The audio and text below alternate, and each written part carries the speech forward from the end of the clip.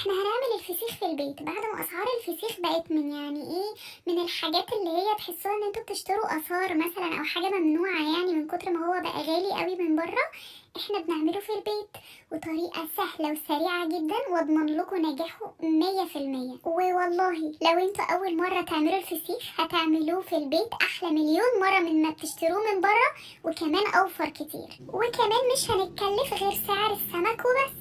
هقول لكم بقى على التركات اللي بتنجح معانا الفسيخ ان هو يبقى دايب وزبده كده ازاي بعد ما يتعمل.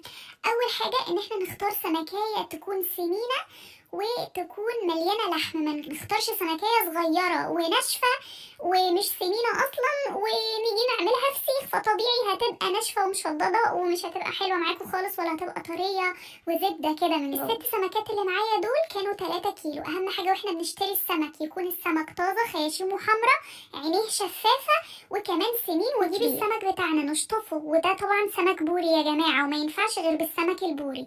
السمك البوري بتاعنا نغسله كويس تحت الحنفيه ونغسل الخياشيم بتاعته كويس قوي ونسيبه يتصفى، وبعدين نوقفه في حاجه في حله طويله زي ما انتم شايفين كده لغايه ما ينشف، ونكون حاشيين مكان الخياشيم مناديل عشان تمص اي دم موجود في الخياشيم بتاعته. نيجي لاهم مرحله بقى، وهي مرحله التطريه. زي ما انتم شايفين كده هتلاقوا طبعا بعد ما نسيبه ليله كامله زي ما انتم قلبينه كده في الحله في التلاجة، نطلعه وبعد كده نشيل طبعا المناديل من الخياشيم بتاعته، ونبدأ نعمل مرحلة اسمها التطرية. بنطري السمكية، بنضغط زي ما انتم شايفين كده، زي ما انا ضغطت على كل فتفوتة من السمكية من اللحم عشان يبقى معايا طري وزبدة بعد ما يستوي وبعد ما يبقى يتفسخ يعني.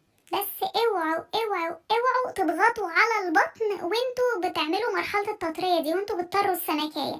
نضغط على كل مناطق اللحم والظهر كويس جدا، بس ما نجيش خالص ناحية البطن عشان السمكية ما تبص مننا. هنحتاج 3 مكونات عشان نعمل الفسيخ: ملح خشن وده رخيص جدا، معلقة من الكركم، وكمان معلقتين من الشطة. ليه لازم نستخدم ملح خشن مش ملح ناعم؟ عشان الملح الخشن الفسيخ بيمص منه السمك، يعني لما بنيجي نحطه على السمك بتاعنا بيمص اللي هو عايزه من الملح الخشن ده وبيسيب الباقي.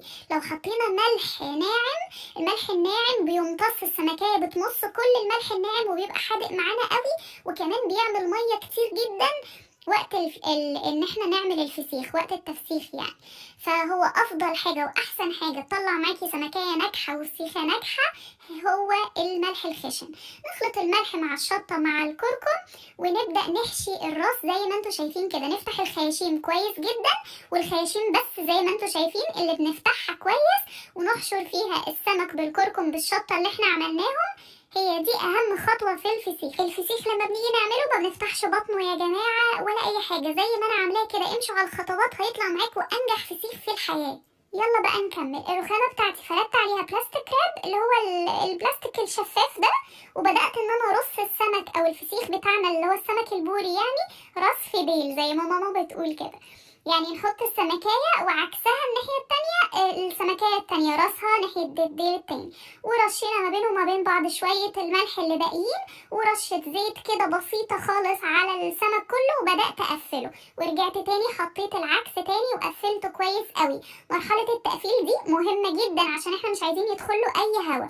وبعدين نبدأ نربطه في اكياس بقى، ومثلا قولوا 6 اكياس 7 اكياس، وفي الاخر لزقته بلزق عندي وحطيته في كيس. وتعالى اقول لكم بقى على المرحله المهمه. كده احنا خلصنا الفسيخ بتاعنا. ناكله امتى؟ كمان بالظبط 18 يوم تاكلوا احلى واظبط فسيخ في الحياه.